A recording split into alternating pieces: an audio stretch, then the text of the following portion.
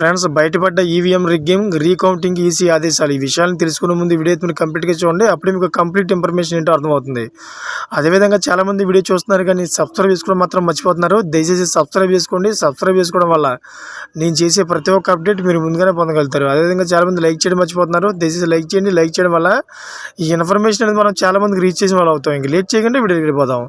Friends, Maharashtra రాజధాని ముంబైలో శివసేన షిండే వర్గం ఎంపీ రవీంద్ర వైఖరి బంధువుపై ఎఫ్ఐఆర్ నమోదు కావడంతో దేశంలో ఈవీఎంలపై మరోసారి దుమారం చెలరేగింది.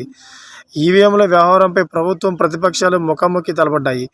ఈవీఎంలపై ప్రతిపక్షాలు రకరకాల ఆరోపణలు చేస్తున్నాయి. కాగా ప్రతిపక్ష నేతల ఆరోపణలపై ఎన్నికల సంఘం మీడియా సమావేశంలో వివరణ ఇచ్చింది. ఈవీఎంలపై ప్రతిపక్ష పార్టీల నేతలందరి ఆరోపణలను ఎన్నికల సంఘం పూర్తిగా తోసిపుచ్చింది.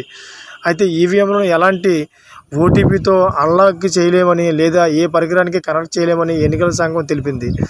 అయితే ఎన్నికల రిటర్నింగ్ అధికారి వందన సూర్యవంశీ మాట్లాడుతూ ఈవీఎంలకు సంబంధించి ఈ రోజుల్లో అనేక రకరకాల వార్తలు వస్తున్నాయి. కానీ ఏ ఓటీపీతోనూ అన్లాక్ చేయడానికి కుదరదు. ఇది మాత్రమే కాదు, ఈవీఎం ఏ పరికరానికి కనెక్ట్ చేయబడదు.